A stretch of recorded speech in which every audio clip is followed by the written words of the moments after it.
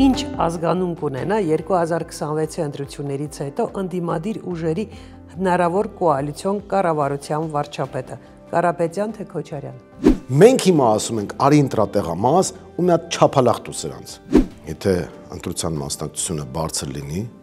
ոչ վարչական ռեսուրսն է ազդելու, ոչ էլ իրենց ձևավորած վախի մթնոլորտը, Նիկոլենց թեկնածուն վաղ շաբաթում փորձում է իրեն ամեն կերպ տարանջատել, ցույց տալ, որ ինքը Նիկոլի հետ կապ չունի, 65%, այսինքն նման խայտառակ հակավարկանիշ Նիկոլ Փաշինյանը չի ունեցել։ Ես վստահ եմ, որ 26 թվականին Նիկոլ Փաշինյանի հարցերը լուծված է լինելու։ Այլապես կլուծվի Հայաստանի Հանրապետության հարցերը։ Հիմա ինքը հայտնվել է բանակցային սեղանի տակ։ Տակից քացով խփում են, ասում են ձերքը բարձրացրա էս ստորագրի կամ էս ինչ բան արա։ Այսինքն պատրաստ եք հումանիտար կամուրջ տրամադրել։ Այո, որովհետև ես ավելի շատ եւ ընդհանրապես մեր թիմը ավելի շատ սիրում ենք Հայաստանը, քան ատում ենք Նիկոլին։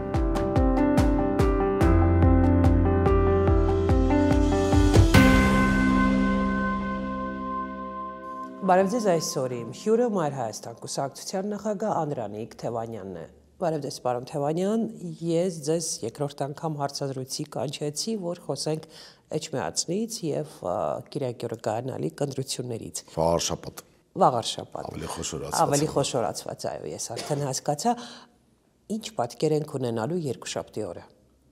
Եթե ինձանից կանխատեսում եք ուզում, ես այդպիսի բաներ չեմ ասում, այսպես ձևակերպեմ, քաղաքացիական պայմանագիրը խայտառակ ցածր վարկանիշ ունի, դա եւ սոցիոլոգիան է ցույց տալիս եւ մեր հանդիպումները, վարչական ռեսուրսը անխնա կիրառում են, բայց նույնիսկ այդ պարագայում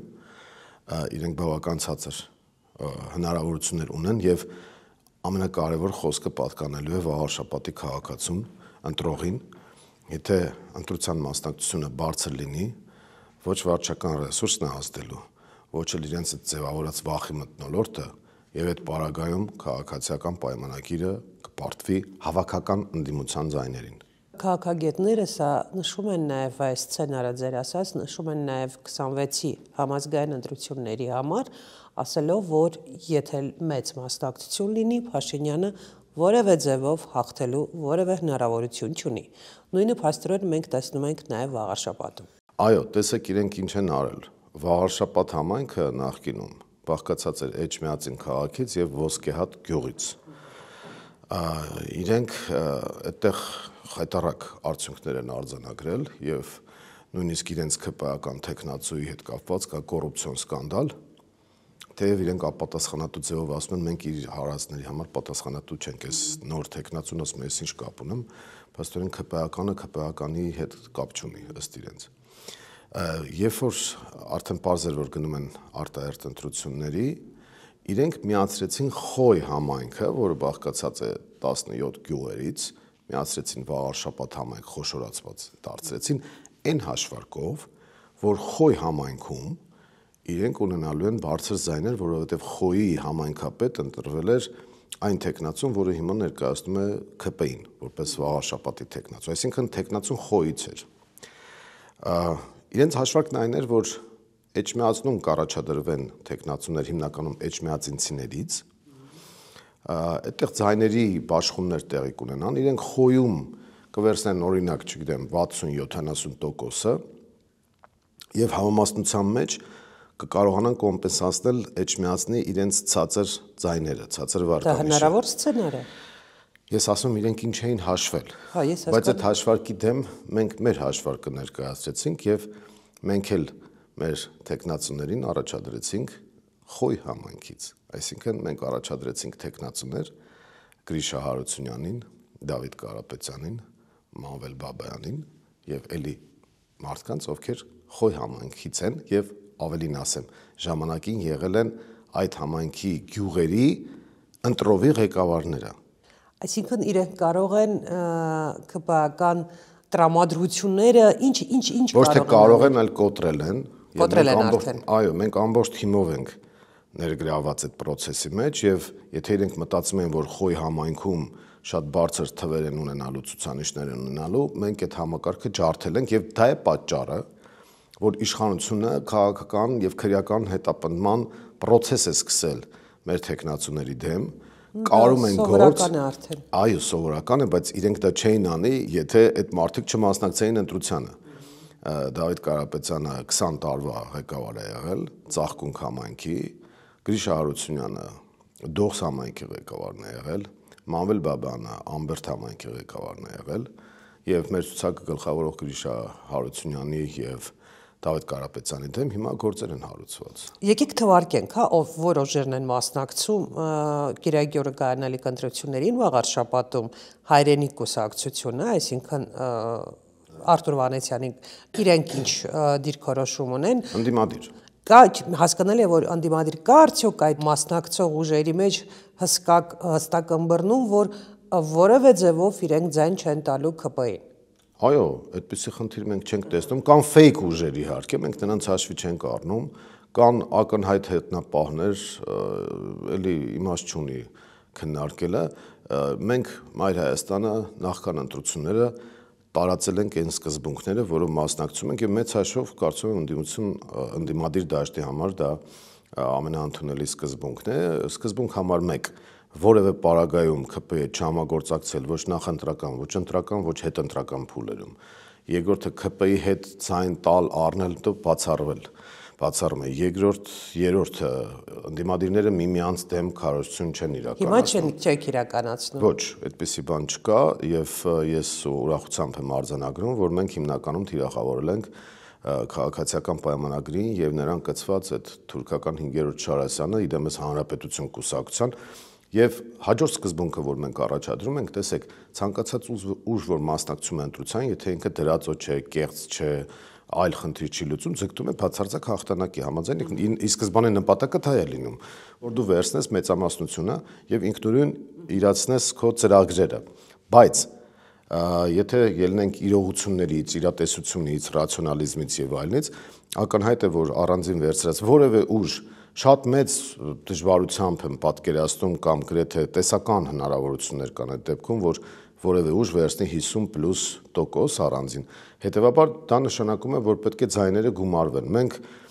հայտարարել ենք, որ ամեն ինչ կանենք, որպեսզի ընդդիմադիր դաշտը կոնսոլիդացվի եւ մենք պատրաստ ենք մեր վրա վերցնել այդ համախմբողի մերանի ֆունկցիան եւ մենք կարծում ենք, որ ընդդիմության հաջողության դեպքում պետք է եւ կարող է վաղաշաբաթում ձևավորվել կոալիցիոն իշխանություն։ Ինչպես Գյումրիում կոալիցիոն իշխանություն չի ձևավորվել։ Գյումրիում պարզապես ամեն ինչ արեցին, որ Մարտին Գրիգորյանը ամեն ինչ արեց, որ ԿՊ թեկնածուն չանցնի, բայց չի մասնակցել։ Որևէ ուժ մենք էլ Մայր Հայաստանն էլ չի մասնակցում իշխանության գործադիր կառավարմանը չի մասնակցում, բայց այստեղ այնպիսի հարաբերակցություն է ուժերի եւ այնպիսի մոտեցումներ են, ասենք, գյուղական համայնքի, քաղաքային համայնքի եւ այլնի, որ մենք կարծում ենք, որ ճիշտ է կլինի, որ ուժերը միմյանց հետ պայմանավորվեն եւ մենք էլ ամեն ինչ կանենք, որ դա տեղի ունենա։ Իսկ արդեն կա այդ հանդիպումները, քննարկումները, ինչ է լինելու հետ հանդիպումները դե Խաչիկ Մանուկյանը նախաձեռնել էր, հայտարարել էր հանդիպում, իհարկե մենք ձևի հետ կապված խնդիր ունեինք, բայց բովանդակության հետ կապված խնդիր չունեինք, այսինքն հանդիպման եւ կարծում եմ, որ առանց հանդիպման էլ մեծ հաշվով բոլորի համար համագործ ես թվարկեմ, այդ ուժերը հաղթանակն ու պարզ է իրենց այդ համագործակցում է քաղաքացիական պայմանագիր, ոչ ազատ դեմոկրատներ կուսակցություն դրան անցնում ենք։ Ժառանգություն կուսակցություն հետաքրքիր է ժառանգությունը մասնակցել։ Մեծ ցանկություն ունեմ, որպեսզի ժառանգություն կուսակցությունը անցնի։ Ահա, այսինքն եւ համագործակցություն կա եւ իրենց մոտեցումներն են։ Այսպես ասեմ, ես կարծում եմ, որ իրենք ընդդիմադիր դաշտում են եւ ցանկալի է, որ մենք բոլոր ջանքերը ներդնենք, որ բոլոր ընդդիմադիր իրական տրամադրվածություն եւ դիրքորոշում ունեցող ուժերը ներկայացված լինեն վաղաշաբաթի ավականին։ Հանրապետություն կուսակցություն դա այն երիտասարդն է սկանդալային, հա։ Սկանդալային չէ, ժամանակին երիտասարդին չգիտեմ, բայց Արամ Սարգսյանի կուսակցությունն է, որին ես անվանում եմ թուրքական 5-րդ Շարասյուն։ Արամ Սարգսյանը այս ընտրություններում եւ ընդհանրապես դրանից առաջ էլ ցույց է տվել, որ ինքը ավելի նիկոլական է, քան ԿՊԱ-ականները։ Օրինակ, տեսեք Նիկոլենց Թեկնածուն վաղ շաբաթում փորձում է իրեն ամեն կերպ տարանջատել, ցույց տալ, որ ինքը Նիկոլի հետ կապ չունի, նույնիսկ պլակատները, որ փակցրել են, ԿՊ-ի լոգոտիպը փոքր են արել, տառերը փոքր են գրել, քաղաքացիական պայմանագիր են, որ պայմանագրեր կան, որ կարևոր կետը դիտման փոքր տառերով են գրում, որ մարդիկ հետո չկանրթան ու քաշվեն, օրինակ, չգիտեմ, վարկ վերցնեն։ Համահայկական ճակատ։ Ես ավարտեմ, բայց այստեղ այս թուրքական 5-րդ շարասյունը շատ ավելի նիկոլական են խաղում, քան ԿՊԱ-ականները, եւ ասեմ, որ իրենք պլանավորում են անել այն, ինչ որ Երևանում են հիմա անում, երևանցիների եւ ընդհանրապես մայրաքաղաքի հյուրերի քաղաքացիական պայմանագրեր,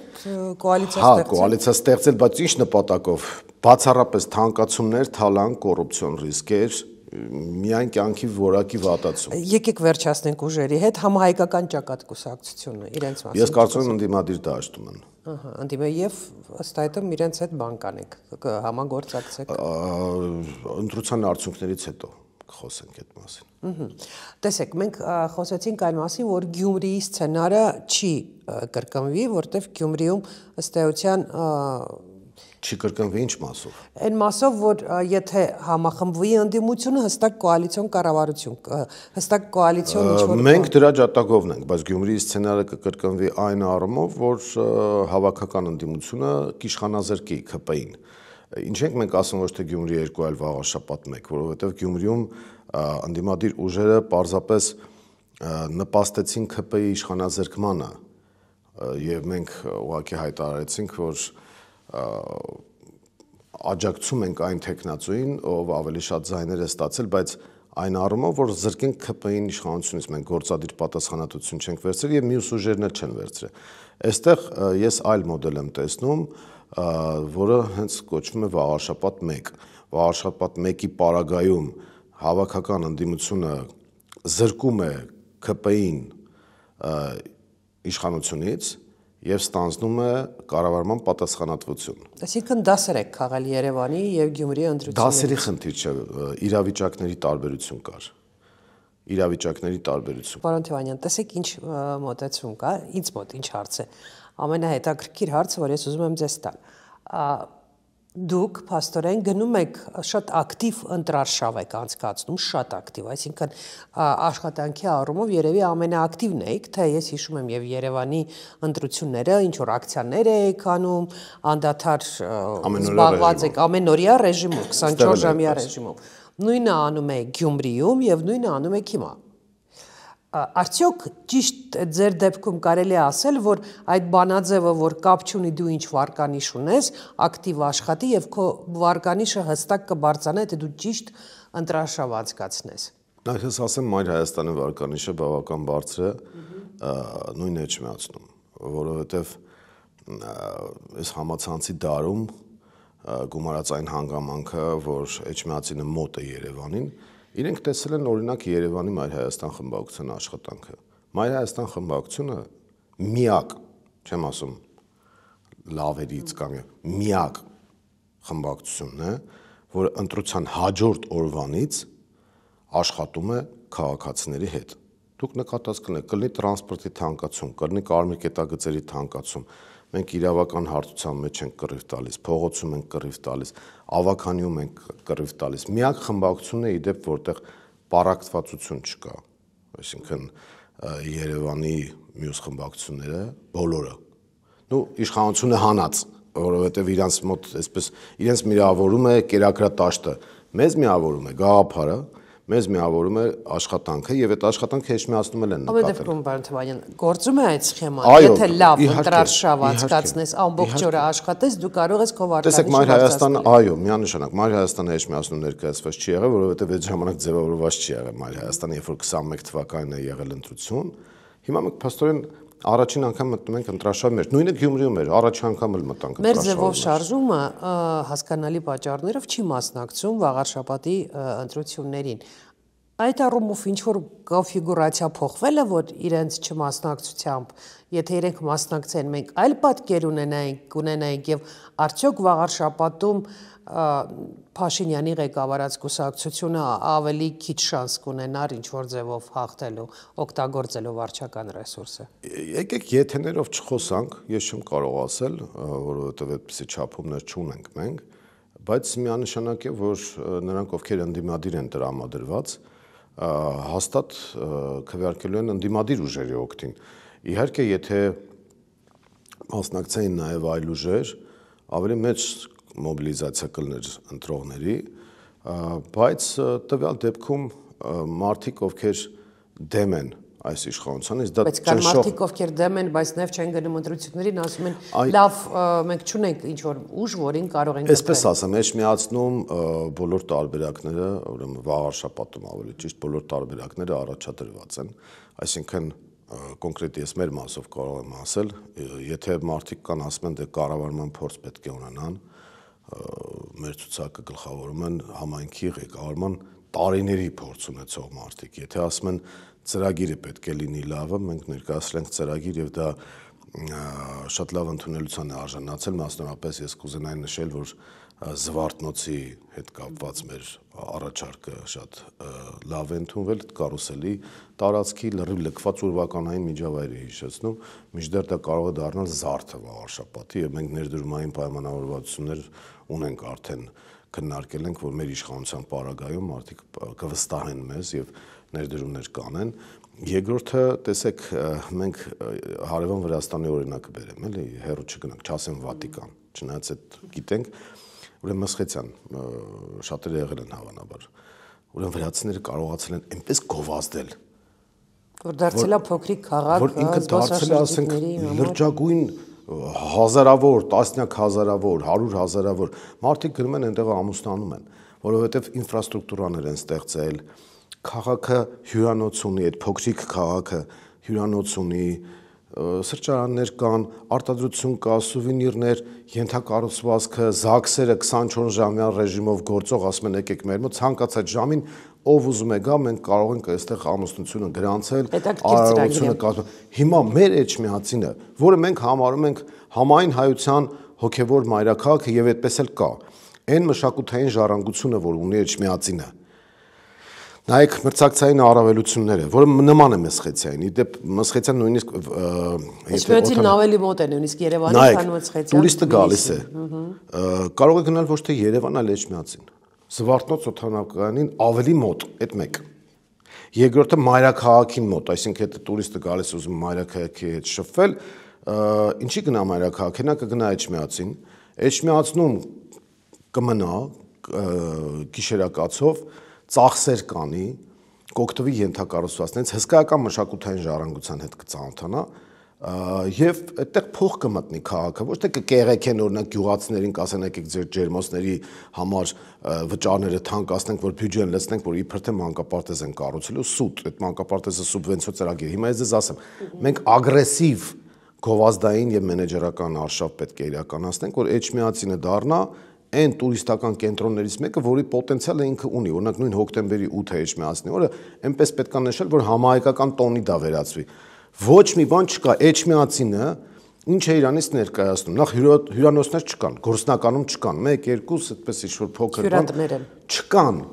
Տուրիստը ուր գա։ Այդ մեկ, երկրորդը, այդ Երևանից եկող ճանապարհից մի փոքր շեղվում ես աջ, ձախ, խայտարակ պատկեր եւ փողոցների եւ աղտոտվածության եւ այլն։ Ուրեմն զբոսանքի վայրեր գործնականում չկան, սրճարաններ, հանգստի վայրեր,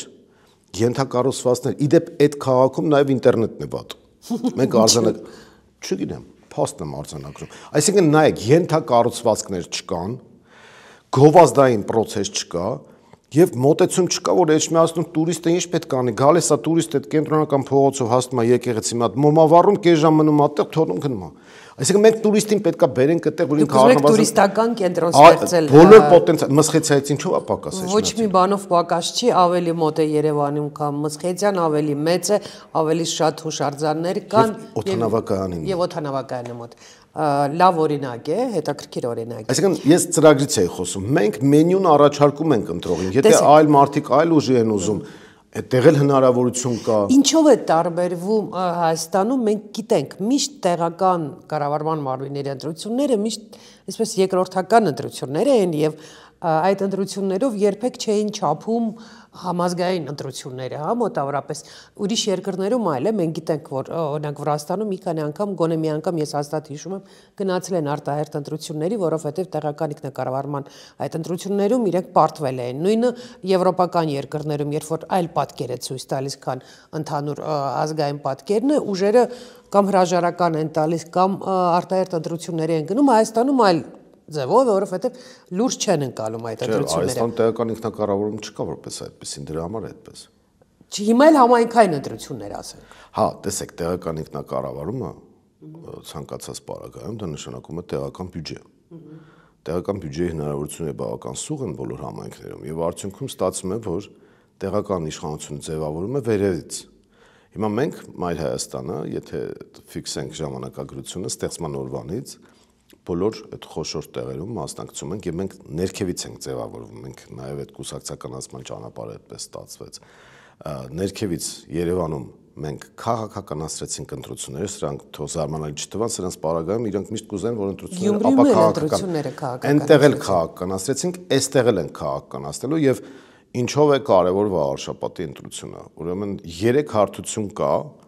որով շատ կարևորվում է վաղարշապատի ընտրությունը, նույնիսկ 4 կասեի։ Առաջինը բարոյական եւ արժեհամակարգային։ Մենք գիտենք, որ Նիկոլ Փաշինյանը Փաշազադեի գործնականում հրահանգով եւ թուրք-ադրբեջանական ծրագրի շրջանակներում հարձակվել է հայ առաքելական եկեղեցու դեմ։ Այդտեղ կաթողիկոսի խնդիր չի, առանձին սրբազանների խնդիր չի։ Դա կարևոր է վաղարշապատի բնակչության համար։ Ձեր շփումը ինչ է ցույց տալիս։ Կարևոր է ամբողջ հայ ժողովրդի համար։ Բայց ձեր շփումը մարդկանց հետ։ Կարևոր է։ Մենք իդեպ ընտրություններից առաջ ստորագրահավաք իրականացրեցինք, որպեսզի նաև պարզենք քաղաքացիների վերաբերմունքը, 99%-ով սատարում են հայ առաքելական եկեղեցուն։ Նիկոլ Փաշինյանը ուզում է ցույց տալ, թե իբր ինքը առանձին հոգևորականների հետ է կոնֆլիկտ ունենում եւ ուզում է բարենորոգել եկեղեցին։ Սուտ, որովհետեւ 18 թվականին սուտ է, բայց իր աջակիցները դրան հավատում են։ Չեն հավատում։ Եթե հավատային, այդ Հովանավանքի այդ պատկերը չէին։ Էջմիածնում էլ չեն, վաղարշապատում էլ չեն հավատում։ Բացարձակ։ Այդ գյուղերում չեն հավատում։ Ավելի կոպիտ, ոչ, ավելի կոպիտ ասեմ, թքում են այդ իրենց քաղաքականության վրա։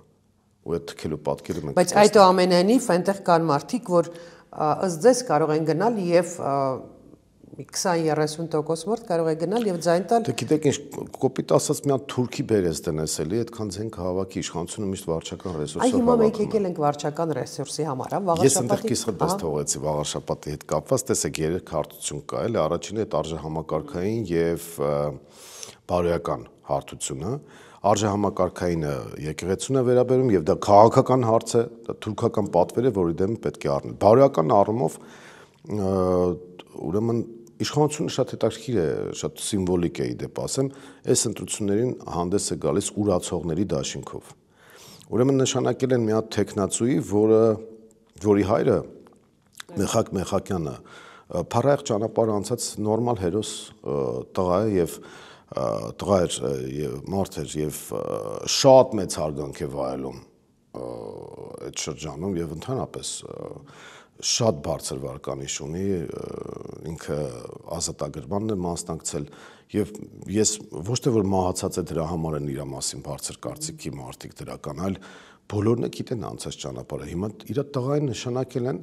որպես ԿՊ-ի տեխնացու, քաղաքացիական պայմանագրի տեխնացու, ասենք Մեխակյանի տղային նշանակել են տեխնացու, բայց դա այն դեպքում, երբ որ Նիկոլ Փաշինյանն ասում է Արցախը թոք է Հայաստանի վզին, Արցախը պետք է տալ, այսինքն ստացվում է, որ այդ տղան իր հոր անցած ճանապարհը ուրանում է։ Բայց նաև գիտեք ինչի մասին է դա վկայում է, որ մենք ասում ենք, որ Փաշինյանը այլևս աջակիցներ չունի եւ այլ եւ այլ եւ այլ, ստացվում է, որ կա հերոսի տղա, որ նույնիսկ չի ամաչում հանդես գալ ԿՊԱ-ականին։ Դե ինքը անբարոյականացրել է քաղաքականությունը եւ մենք այդ անբարոյականության դեմ ենք։ Մարդիկ չասեցիք։ Մարդիկ նույնիսկ շատերը չգիտեին, որ այդ տաղան ԿՊ-ի հետ է կապված, եւ դրա համար Նիկոլը իդեպ չի երևում վաղարշապատում։ Գլուխը այդպես է բնից չանեց, ծակը մտած մնաց, ասենք։ Բայց դուք անդադ ասում եք ձեր քարոզարշավի ժամանակ, որ ինքը ԿՊ-ն է ներկայացնում։ Արի գլուխդ բնից թանի, հələ տեսնենք ով է, եւ ինքը ԿՊ-ն է ներկայացնում բնականաբար։ Սա նաեւ բարոյական հարց է, եւ վաղարշապատցիները պետք է բարոյական ապտակ հասցնեն նաեւ այդ անբարոյականությանը։ Այն մյուսը, որ իրենց կցորդն է, այն էլ աղբոր Վազգեն Սարգսյանի անցած ճանապարհն է ուրանում։ Այսինքն sense մի հատ ուրացողների դաշինք են, որոնք նաև մատնիչներ են դարձել իրանց մեջ կա կեղծ մատնագրերով ոսկե հատում տեսակ հորու տղայի տարան ձերբակալության։ Ուրեմն գործ կարողների, սրբապիղծների, սրանց այս դաշինքն է։ Ես համոզված եմ, որ վաղարշապատցիները ոտքի որ կանգնեն 100% շպրտելու են իրենց դուրս։ Երկրորդ հարցությունը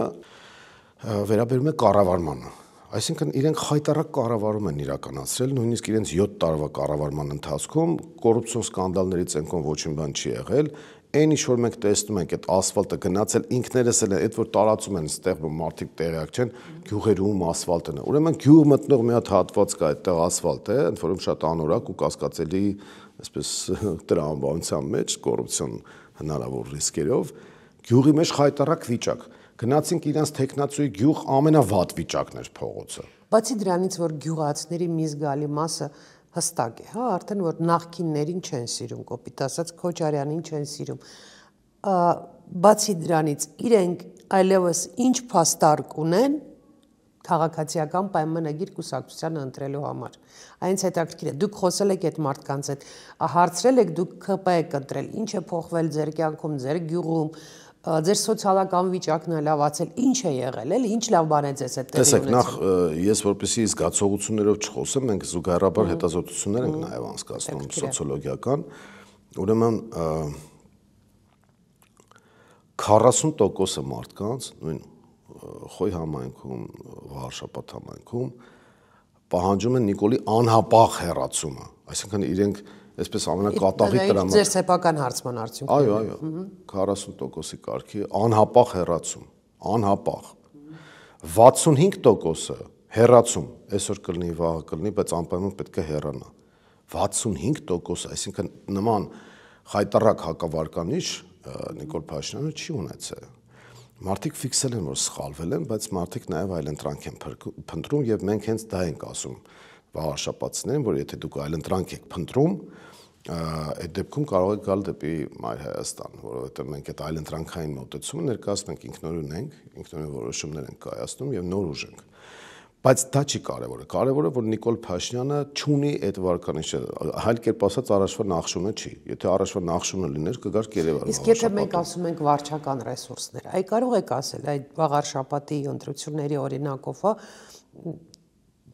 պարզապես կետ-առ-կետ, ինչ է նշանակում օգտագործել վարչական ռեսուրս, ինչ կարող է անել Փաշինյանը եւ ինչ արդեն անում է Վաղարշապատում եւ ինչ կարելի է սպասել այդ առումով 26 թվականին։ Կոնկրետ ասեմ, 26 թվականին ինքը վարչական ռեսուրսը տես չի կարողանալու օգտագործել, իր հարցերը լուծվելու է։ Այդ թողնենք առանձին խոսակցությունը, մի օր գրավերեք կխոսենք։ Միայն ընդդիմադիր դաշտի կոպտագույն սխալները եւ չգիտեմ ինչերը կարող են թույլ չտալ, որպեսզի 26-ին ինքը հեռանա։ Մնացած առումներով սխալ օրինակ ո՞ր սխալը։ Այլ կոնֆիգուրացիաների եւ այլն, բայց դա այլ խոսակցության թեմա է։ Ես վստահ եմ, որ 26 թվականին Նիկոլ Փաշինյանի հարցերը լուծված է լինելու։ Այլապես կլուծվի Հայաստանի Հանրապետության հարցերը։ Մենք դա թույլ տալ չենք կարող, բայց այդ թողնենք։ Նիկոլ Փաշինյանը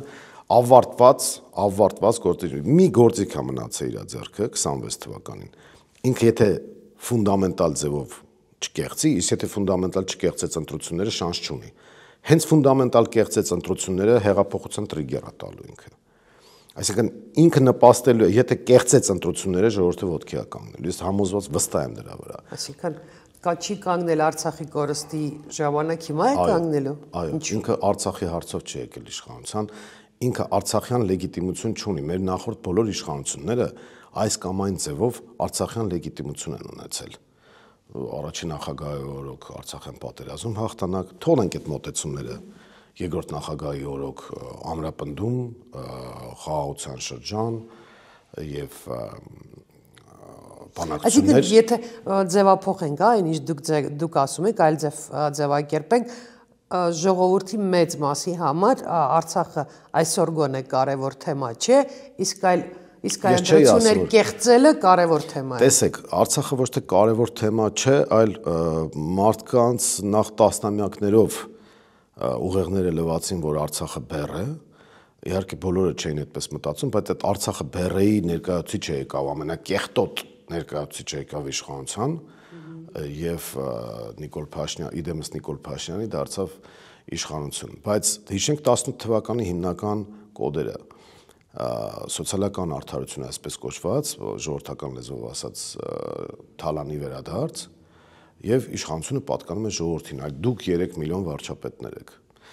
Իր խոսույթի մեջ 18 թվականի չկար անվտանգության հարց։ Հիմնական կոդը ուրիշ էր։ Հիմնական կոդը, որ մերժիր Սերժին, այսինքն մարդիկ պարզապես չէին ուզում, որ Սերժ Սարգսյան մնա իշխանության։ Հասկացա, բայց մերժիր Սերժինը ինքը լայն իմաստով դա նշանակում էր մերժիր օլիգարխներին, մերժիր այդ անարդարությունը, ամեն մեկը իր փայ Սերժը ուներ, այսպես ասենք, էլի։ Ինքը հավաքական տեսակետից էր, այսինքն ոչ թե անձի տրամաբանության։ Ես այդպես եմ մտածում, որ հիմնական կոդը մարդկանց, օրինակ 88-ի շարժումն էր այդպես, անունը Ղարաբաղյանն էր, բայց մարդիկ ավելի շատ լավ ապրելու համար էին դուրս եկել։ Մտածում են սովետը փլվի, ցեխավիկները բիզնեսը կզարգացնեն, լավ կապրեն, պղնձի մոլիբդենայինի, որ ասում են մոլիբդենն ու ջերմուկը ծախենք, լավ կապրենք։ Անկեղծ լինենք, ազգային կոդերով հասարակությունների մեջ ապրում են 10-15%-ը, համազգային մեծ իդեալներով։ Դա Սերժ Սարգսյանին չսիրելու կոդ էր, Սերժ Սարգսյանին որպես հավերժ իշխանություն չընդունելու կոդ էր։ Ես ասում քաղաքագիտական ձևակերպում,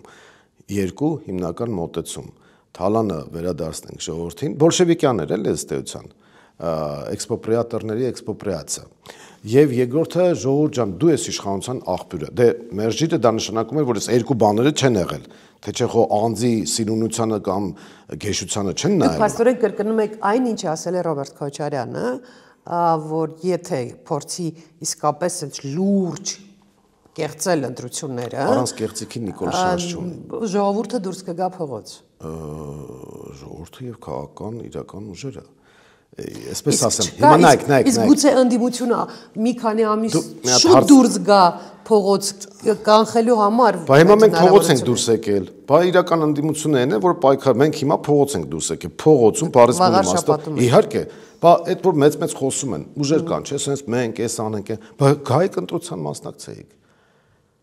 Ընտրության մասնակցեիք։ Մտնեիք այդ ռիսկի մեջ, մտնեիք այդ կոնտակտի մեջ։ Մենք հիմա, այսպես ասած, ուղիղ կոնտակտի մեջ ենք մտել, համ իշխանության հետ հիմա ես ավարտեմ ձեր հարցը, տեսեք, որ դուք ասում եք վարչական ռեսուրս, ինչ ասել է կիրառել վարչական ռեսուրս։ Նախ ասեմ այդ հեղափոխության պահը, Նիկոլ Փաշինյանի պայմանական լեգիտիմության վերջին մազը մնացել է այն, որ իբր ինքը ընտրություն չի կեղծում։ Արցախը հանձնեց, Հայաստանի անվտանգությունը խայտարակ վիճակի մեջ է դրել,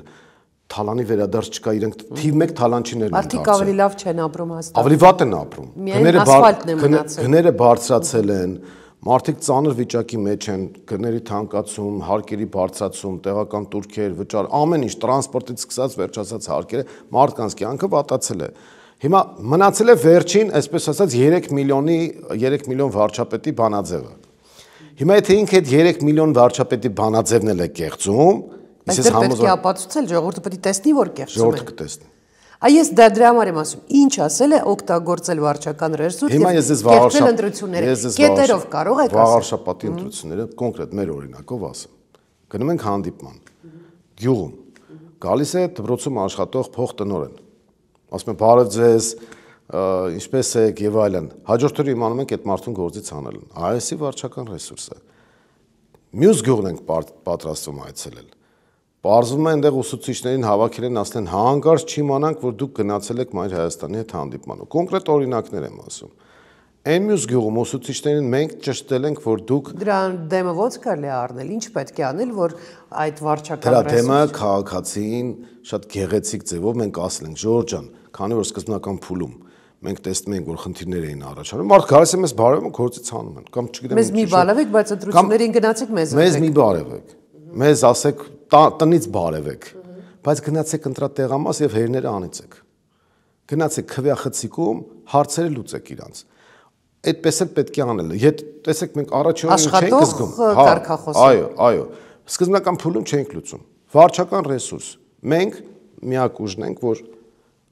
դիմեցինք ընտրական հանձնաժողովին 40 կետով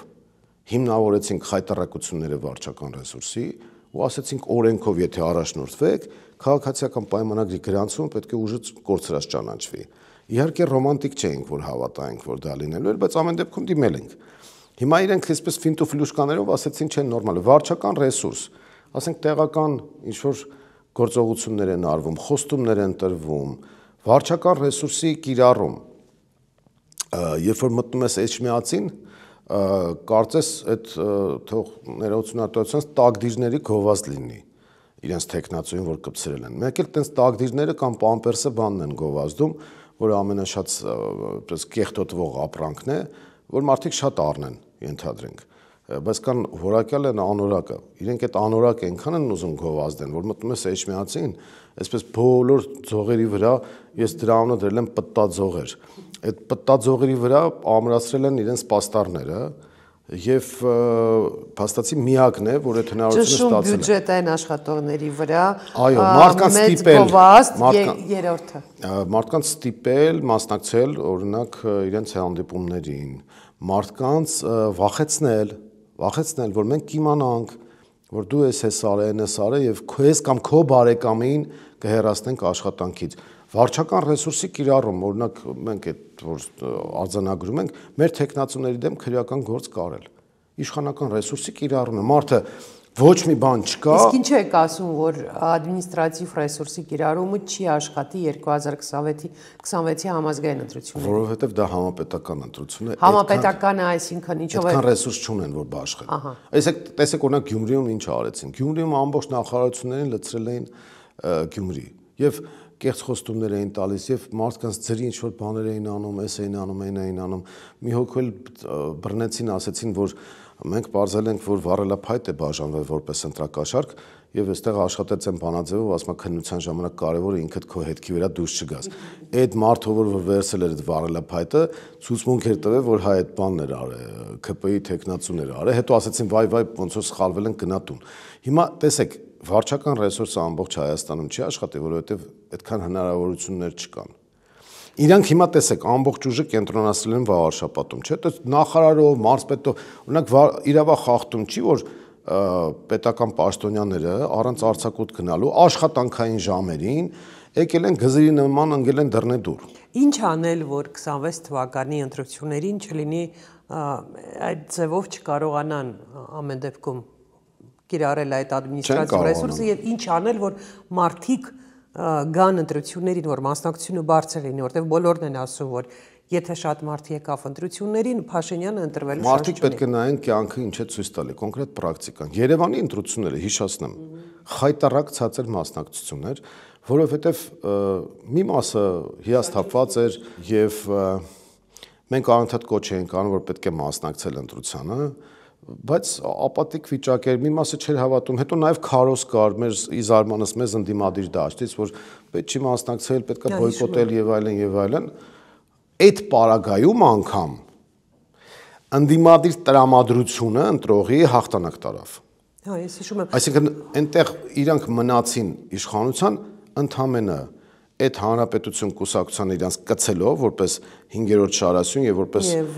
կեղծ ընդդիմադիր եւ այնտեղ մանիպուլյացիա տեղի ունեցավ արխուվաճառ կանասնագողություն եւ այլն իրենք մնացին, այսինքն գործնականում իրանք մեծամասնություն չունեն։ Հիմա Երևանում փոքրամասնության իշխանությունը, որը քաղաքական կոռուպցիայի հետևանք է։ Քաղաքական կոռուպցիա չի, որ հանրապետությունը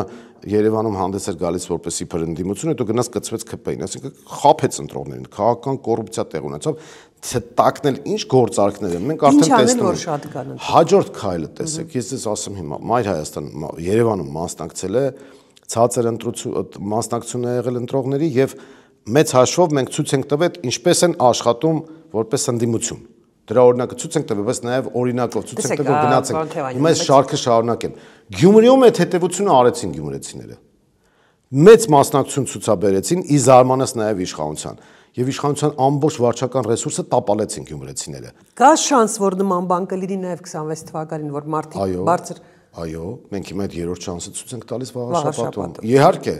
հիմա կոնկրետ մարդիկ կարող են տեսնել, որ իրանցից բան է կախված։ Նիկոլ Փաշինյանը ինչ ասե խաբել է։ Ինքը ասում է դու ես որոշում եւ այլն, բայց ուզում է որ քաղաքացին չորոշի։ Այսինքն չգա ընտրատեղամաս։ Մենք հիմա ասում ենք արի ընտրատեղամաս ու մի հատ չափալախ դու սրանց։ Ավելի ժողովրդական լեզվով ասեմ։ Արի ու չափալախ։ Արի չափալախի։ Քաղաքական չափալախի մասին է խոսքը։ Դուք ասացիք, որ չեք ուզում խոսել 26-ի ընտրությունների մասին, Ոչ թե չեմ ուզում, այլ առանձին թեմա է։ Կա արդեն ձեզ համար որոշում, ձեզ մոտ որոշում, առանձին եք գնալու ընտրություններին, թե միանալու եք որևէ ուժի հետ։ Այդ բանաձևը հետևյալն է, ցանկացած ուժ, որ ձևավորվում է, ինքը ձգտում է ինքնուրույն մասնակցություն ունենալու, բայց մենք այստեղ օրինակ նույն վաղաշաբաթում ինքնուրույն մասնակցում ենք, բայց մենք կարևորում ենք որպեսզի հաջողություն արձանագրվի եւ հեռացվի այս իշխանությունը։ Ժամանակը կգա կխոսենք այդ մասին։ Այսինքն չեք բացառում, որ չգնաք առանձին գնաք։ Չենք բացառում, բայց հակվածությունը մեծ է, որ առանձին լինի, բնականաբար ցանկացած ուժը կուզենա, բայց մենք կողմնակից ենք նրան, որ լայն կոնսոլիդացիայով նաեւ հնարավորություն ստեղծենք իշխանափոխության։ Մենք կնպաստենք նրան, այսպես ասեմ, որ քաղաքական դաշտում այնպիսի կոնֆիգուրացիա լինի, այդ հենց այդ սխալների մասին էի ասում, որ այդ ձգտելու ենք այնպես անել, որ այդ սխալները չկրկնվեն քաղաքական դաշտի։ Այնպիսի կոնֆիգուրացիա պետք է ձևավորվի, որ իշխանությունները ձեռքերը վեր տնկեն։ 21 թվականի ընտրություններին Ես կարծում եմ, որ Մայր Հայաստանը առնվազն լրջագույն դերակատարում է ունենալու քաղաքական կոնֆիգուրացիաների ձևավորման մեջ, եւ մենք մեր դերակատարումը շատ լիարժեքորեն իրացնելու ենք։ Պարոն Թեմանյան, ինչու պետք է ամեն ինչ անել, որ Փաշինյանը կորցնի իշխանությունը։ Կարող եք շատ կարճ կետերով նշել։ Ինչ կլինի Հայաստանի հետ, եթե Փաշինյանը վերընտրվի։ Նայեք Արցախին այդ հարցի պատասխանը կունենաք։ Այսինքն մենք կկորցնենք Հայաստանը։ Այո։ Իսկ ձեր կարծիքով այս բնակչության քանի տոկոսն է հասկանում։ Տոկոսային առումով բավական բարձր տոկոս է։ Եթե մարդիկ ասացի արդեն 65%-ով մերժում են, ասում են պետք է այսպես ինքը հեռացվի, 40-ը այսօր հայ հենց հիմա, ասենք հիմա նստած մեզ նայում են, ասում են ինչ եք նստած խոսում, գնացեք դրան հեռացրեք, այդ տիպի տրամադրություն կա 40%-անոց, 65-ը արդեն համախառն 40 + 25, ասում են, որ ինքը պետք է հեռացվի, շանս չունի, ինքը մոտորապես այդ 10-12% առավելագույնի վրա է, եւ այն ինչ որ եղավ 21 թվականին կանխորոշեց 23 թվականը Արցախի։ Հիմա այն ինչ որ պետքա չլինի 26 թվականին, այսինքն չպիտի վերարտադրվի Նիկոլ Փաշինյանը, կկանխորոշի, որ Հայաստանի Հանրապետությունը գոյություն կունենանք իրական խաղաղություն, իրական անվտանգություն։ Իսկ ինչ է անելու ընդդիմությունը, հավաքական ընդդիմությունը, եթե 26 թվականի ընտրություններին օրինակ չգրանցեն մեր ձևով։ Դրա ձևն էլ կա։ Այդ ո՞րն է։ Որտեղ կա նման մտավախություն կա ու քաղաքացիները շատ են դրա մասին խոսում։ Ես դրա համար խոսում եմ։ Այսինքն այն տրամաբանությամբ, որ եթե Սամվել Կարապետյանին կարողանում արդեն քանի ամիս է պահել նկողում ԱԱԾ-ի, ինչ խնդրեմ ունի ինքը չգրանցել։ Սամվել Կարապետյանին իրենք ապօրինաբար պահում են նկողում, բայց չեն կարող հայ ժողովրդին ապօրինաբար պահել նկողում։ Սամվել Կարապետյանը նկողում է, բայց հանրային տրամադրությունները նկողում չեն։ Կոնկրետ, ինչ կանի, օրինակ դուք ունեք ինչ որ մի սխեմա, որ առաջարկեք ընդդիմությանը, ինչ անել, եթե օրինակ մեր ձևով կամ մեկ այլ որևէ ընդդիմադիր ուժ ինչ են գրանցելու։ Այո, դրա ճանապարհը կոնսոլիդացիան է։ Դրա ճանապարհը կոնսոլիդացիան է։ Ինչ է ասում, ինչ է նշանակում կոնսոլիդացիա։ Ես հիմա չեմ ուզում առաջարկել, որովհետև պրոցեսներ կան, որոնք դեռ չեն Կարճ օրինակ բերեմ, հա, մենք գիտենք, որ բոլոր հարցումները ցույց են տալիս, որ ընդդիմադիր ուժերից հիմա ամենից բարձր վարկանիշն ունի Սամվել Կարապետյանը եւ նրա ուժը։ Գիտենք, հարցումները դա են վկայում եւ մարդիկ ամենից շատ հենց մեր ձևով շարժումից են խոսում։ Բայց եկավ ինչ որ Մայիսին հայտարարեց, որ մենք չենք գրանցում մեր ձևով, նա չկա, ընտրացուցակում նման ուժ չկա, ինչ է անելու մնացած ընդդիմությունը, այսինքն ինչ որ մի ձևով պետք է չկորցնի այդ ձայները, որ ունի մեր ձևով շարժումը, բ նաև ինչ որ մի ձևով պայմանավորվի, չէ, այդ շարժման հետ, որ նաև դուք տեղ կգտնեք մեր։ Տեսեք, ես ինչ որ մի սխեմաներ պետք է ես Մայր Հայաստանի անունից կարող եմ ասել, որ թե ով ինչքան վարկանիշ ունի, ոնց ունի, պրոցեսներն են ցույց տալի ռեալ գետնի վրա, երբ որ դու օրինակ ընտրության ես մասնակցում, երբ որ դու տարբեր պրոցեսների մեջ ես, այդ մեկ։ Երկրորդը, մենք մեր առաջարկները արել ենք, անում ենք եւ անելու ենք ամբողջ քաղաքական դաշտին, դա պարտադիր չի որ հրապարակային լինի, իդեպ ասեմ անհրաժեշտ չի որ այդ բանը հրապարակային։ Իհարկե, երբ որ պրոցեսները սկսվում են, դու պետք է ունենաս մոդելներ։ Օրինակ կա Իվանիշվիլու մոդելը։ Ցավոք սրտի մեր ձևովը չգնաց Իվանիշվիլու մոդելի ճանապարհով։ Թե որ մոդելով են գնում, այդ արդեն պրոցեսները Որն էր Իվանիշվիլի մոդելը։ Լայն համախմբում։ Ես դա չեմ տեսնում այս պահին, բայց այո, ժողովրդականություն վայելում է շարժումը եւ ես կարծում եմ, որ ճիշտ կոնֆիգուրացիաներ պետք է լինեն, ճիշտ կոնֆիգուրացիաների պարագայում արդեն մենք չենք կանգնի մի վիճակի առաջ, երբ որ ամբողջ դաշտը Այսինքն, դուք ուզում եք ասել, որ մեր ձևով շարժումը մի քիչ իրեն մեկուսացած է պահում մյուս ընդդիմադիր ուժերից, ճիշտ եմ հասկանում։ Չէ, ոչ թե մեկուսացած, այլ դե մոդելներով ենք խոսում։ Ես հիմա չեմ ուզում այդ վարկագծերը բացել։ Մոդելները հետեւյալն են, կա Իվանիշվիլու մոդել, կա այլ մոդել։ Հիմա այս պահին, եթե մենք ասում ենք Իվանիշվիլու մոդել, Հայաստանում այդ պարագայում չի եղել։ Մեր ձևովի դեպքում իրենք չեն գնացել Իվանիշվիլու մոդելի տարբերակով։ Բայց դա չի նշանակում, որ իրենք արդյունքներ չեն ունենա կամ հաջողություն չի լինի։ Ես ասում եմ, որ այդ մոդելի պոտենցիալը կար եւ այդ մոդելի պոտենցիալը չի օգտագործվել։ Հիմա թե ինչ մոդել է առաջադրվելու։ Ես տեսնում եմ, որ կարող է լինել այսպես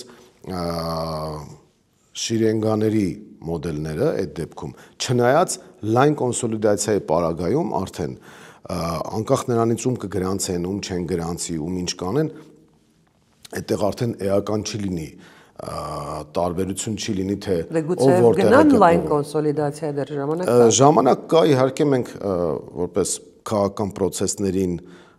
եւ մասնակից եւ տիրապետող եւ մասնագիտական որակներ կրող մենք եւ մեր մոդելավորումը կանենք եւ մեր առաջարկները կանենք եւ մեր առաջարկը կներկայացնենք առաջին հերթին հայաստանցիներին։ Ինչեւ անցնել բլից հարցերը, վերջին հարցը ձեզ տամ։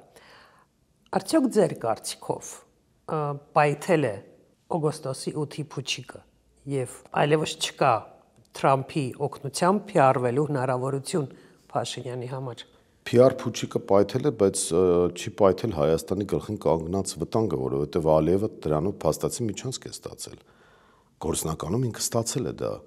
Հիմա փուչիկը PR-ի պայթել է, այո։ Իդեպ մեր հարցումները դա են նաև ցույց տալի մեր հետազոտությունները, որ այդ Տրամփի այդ ուղու փուչիկը Նիկոլ Փաշինյանը չի կարող օգտագործել որպես հաղթաթուղթ։ Ինքը դրա համար խառնվել է իրար Ադրբեջանից ու Թուրքիայից մուրում է էլի մի հատ ինչ-որ թուղթ, որպեսզի կարողանա դա վաճառել հայ ժողովրդի վրա որպես։ Ես չեմ բացառում, որ այդ թուղթը տան։ Բայց դրանից առաջ իրեն առաջադրանքներ են տանում։ Հայ առաքելական եկեղեցու դեմ հարձակումը հենց թուրքական առաջադրանք է։ Ինքը 18 թվականին, որ ուզենար հայ առաքելական եկեղեցին բառից բուն իմաստով քանդեր, 18 թվականի էյֆորիան եւ ինչ որ առումով նաեւ շիզոֆրենիան այն աստիճանի էր, որ իրան դա կհաջողվեր եւ իրան ծափ կտային։ Ինքը այդ ժամանակ համարյա այսպես ամեն ինչն էր այդ էյֆորիայի մթնոլորտ, բայց ինքը չի արել, ինչի, որովհետեւ եկեղեցին իրեն քաղաքական մրցակից չի, եկեղեցին չի հավակնում իր աթոռին։ Ինքը նույնիսկ չքանդեց եկեղեցին, երբ որ 20 թվականի պատերազմից հետո եկեղեցին ուղիղ ձևով պահանջում էր իր հրաժարականը։ Ինքը հարձակվել է եկեղեցու դեմ այն պահից սկսած, երբ որ Փաշազադեն հնչեցրել է, որ հայ-առաքելական եկեղեցին պետք է կազմակերպել։ Այսինքն սա թուրքական ծրագիր է, ինքը մաքուր է թուրքական ծրագիրն է անում։ Սա այդ փուչիկը իրեն չեն թողնում պայթացնել։ Տեսեք, առաջադրանք մենք համահայկական եկեղեցին կազմակերպել։ Առաջադրանք 2, ասում են բան արա, այսպես կոչված փախստականները կամ ադրբեջանցիները պետք է գան Հայաստան։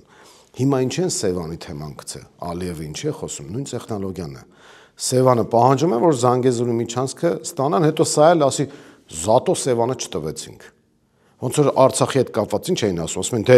Արցախը տվեցինք, որ Զանգեզուրի միջանցքը պահենք, իբր։ Հիմա Զանգեզուրի միջանցքը կա, այդ դրա հետևից գալու են։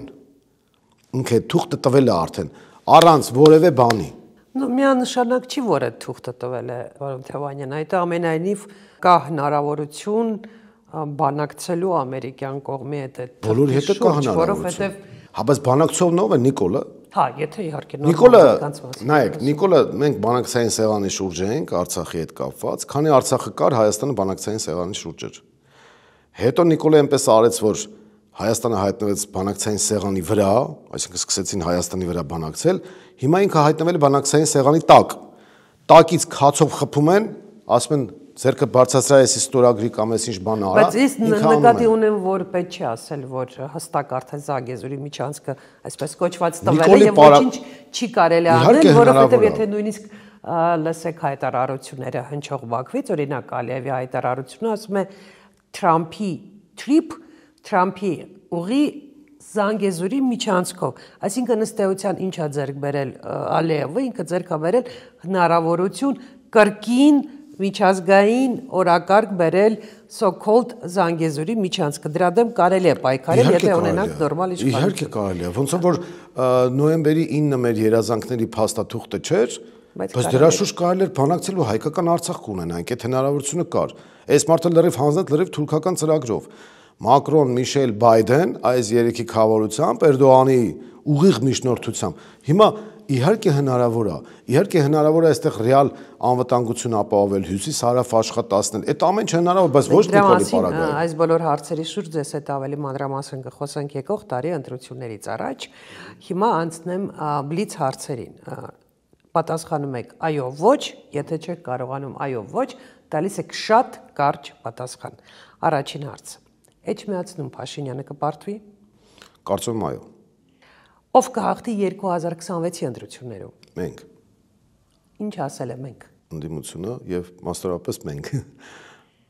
Ինչ ազգանուն կունենա 2026-ի ընտրություններից հետո ընդդիմադիր ուժերի հնարավոր կոալիցիոն կառավարության վարչապետը՝ Կարապետյան թե Քոչարյան։